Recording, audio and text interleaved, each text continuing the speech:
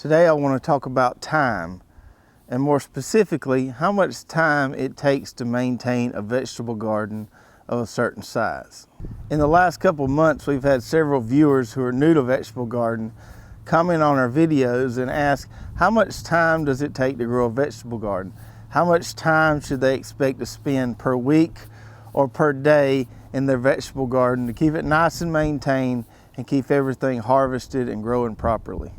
Now, this is obviously going to vary depending on the size of your garden and what crops you're growing in the garden, but I just want to give you a personal example of how long it takes me in the garden I have. Now, in my current garden working space, I have 4 subplots, and those plots total about 5,000 square feet. Now, with the addition of my new dream garden, I'm adding 6 plots that are about 1,000 square feet total, so I'll have 11,000 square feet total. Now, we're not always growing food in each of these plots. We'll be using some cover crops and doing some soil building there. But just to give you kind of an idea, I'm working with about 10,000 to 11,000 square feet. And from some surveys we've done over the years, it seems like about 5,000 square feet is the average size backyard garden. Now, this is mainly probably for people who live in rural areas. If you live in an urban area, your garden may be a little bit smaller. If you live way out in the country, your garden may be an acre or a little bit bigger. But back to the time thing. So for me, it's important to spend at least 30 minutes a day out in my garden. Now, we're all busy. Most of us, like myself, are working full-time jobs. So that's usually done in the afternoon. And with the time, you know, sometimes it gets dark earlier than others that can make that difficult. But I like to come out here at least 30 minutes a day and just check on the garden. Sometimes that time is spent working. Sometimes that time is just spent walking around, kind of monitoring things, making sure there's no new pests or diseases that I need to address, things like that. Now, obviously on the weekends, we're going to spend a little more time in the garden if the weather permits. We might spend a few hours on Saturday, maybe a few hours on Sunday out in the garden, getting things nice and cleaned up for the week.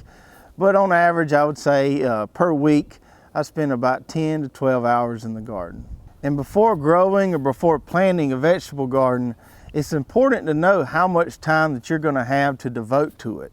You want to be successful when you're growing your own food, and you want to grow a garden that you're going to have enough time to keep in good shape, keep everything weeded nicely, keep everything harvested. And you don't want to grow too big of a garden where you overwhelm yourself and you just don't have the time to take care of it and it gets out of hand on you. So now let's take that time that we spend in the garden daily or weekly and break it down percentage-wise into what activities are taking the most time and what activities only take a little bit of time. One of the most common themes we hear is that people just don't have enough time to keep up with the weeds in their vegetable garden. The weeds grow faster than they can get in there and pull them, or that they can cultivate them, and the garden just gets out of control on them. Now, contrary to popular belief, the time spent weeding in the garden is actually pretty small percentage-wise compared to the time it takes to do a lot of the other activities. I would say my time spent weeding in the garden is only about 10% of the total time in the garden. Now, this has a lot to do with having the right tools for the job. With something like the wheel hoe, we can get in here and weed this thing pretty quickly. Among the total 5,000 square foot of my garden, it only takes me about 30 minutes to run through there with the single or the double wheel hoe and keep everything cultivated once a week. Now, in addition to weeding, the other things that are going to take kind of small fragments or small percentages of time to do in the garden are things like spraying or fertilizing or even watering. Similar to weeding, spraying is going to take up about 10% of my total time in the garden. Takes me about 20-30 minutes to mix up a tank of BT or neem oil or whatever fungicide I might be using, and to get that nicely applied and nicely coated on all the plants in the garden. Now, I'll usually only do this once a week, but as the temperatures start to warm and the pest pressure gets higher, sometimes I'll end up doing it twice a week. But it's still a pretty insignificant amount of time it takes to do that.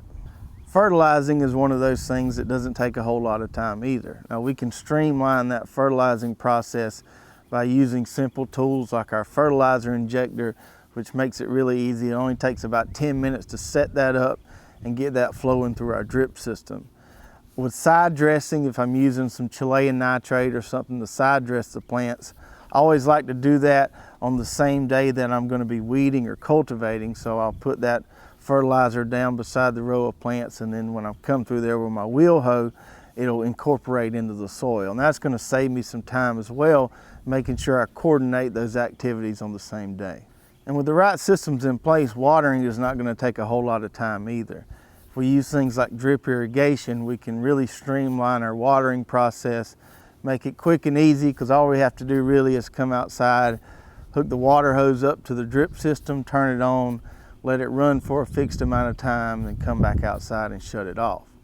Now, if you're doing hand watering or overhead watering, that's obviously going to take a lot more time, because you're going to have to move a sprinkler around or walk around with a wand, and you're going to have to kind of keep an eye on that, come outside, make sure one area is not getting too much water, account for the wind, all that good stuff. Now, that's not to say I don't do hand watering or overhead watering at all. There's several crops like potatoes or sweet potatoes that I don't put drip on, and I overhead water those. There's also other crops like radishes, or like my premium greens mix that I'll plant on the edge of the garden, and I'll hand water those just because it's easier than running drip on those really intensively planted crops. So if we're not spending much time weeding or spraying or fertilizing or watering, we're only spending 10% on each of those for a total of 40%. What are we spending the other 60% of the time on? So for me, a lot of the time spent in the garden is taken up by planting and mostly by harvesting. For planting, that's going to vary depending on whether we're doing transplants or whether we're direct seeding. If I'm doing a row of transplants, it's going to take me about 20 minutes to lay a row of drip tape and then come in there and plant on both sides of that drip tape a double row of lettuce or something like that. Now, if I'm direct seeding, that's obviously going to take me much less time, because I got my garden seeder and all I have to do is lay my tape and then walk behind it and plant right on top of it. But either way, I'd say planting takes up about 20% of the time in the garden. And now for the biggie, which is harvesting. Harvesting is going to be the thing that you spend the most time doing in your garden. Now, as with all these other activities, this will vary depending on what kind of crops you plant or what kind of crops you're harvesting. Things like carrots or beets or lettuce or even corn are one-time harvest crops. So you're going to just harvest those one time and you're done with them. But these multi-time harvest crops are the ones that are going to take up a lot of time. Things like squash, things like cucumbers, beans, okra, things that you have to harvest multiple times a week are really going to take up a significant amount of your time in the garden. So when you're planting your vegetable garden, it's good to take into account what percentage of the garden is planted in one-time harvest crops and what percentage of the garden is planted in repeat harvest crops. If you plant too many of the repeat harvest crops, you might not have enough time to get them all harvested at their peak quality and peak freshness. So you want to make sure you don't plant too many or too much of the repeat harvest crops so that you get overwhelmed and you're not able to gather it all at the right time.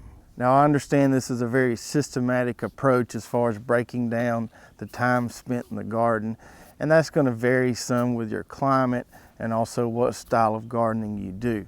And it's not meant to scare you at all. It's not meant to overwhelm you and make you think that, man, I'm just not going to have enough time to grow a vegetable garden. It's more to just give you an idea of how much time you're going to be spending on each activity and allow you to plan your garden properly so that you do have enough time to keep up with it, to keep everything weeded, keep all the pests under control, keep everything watered properly, and keep everything harvested at the right time. So take the time and consider these things when planning your garden size and your garden layout. That's going to go a long way to make sure you're successful year over year in your vegetable garden. And that's what we're all about here. We want you to be successful growing your own food. I hope you enjoyed this video. We'll see you next time.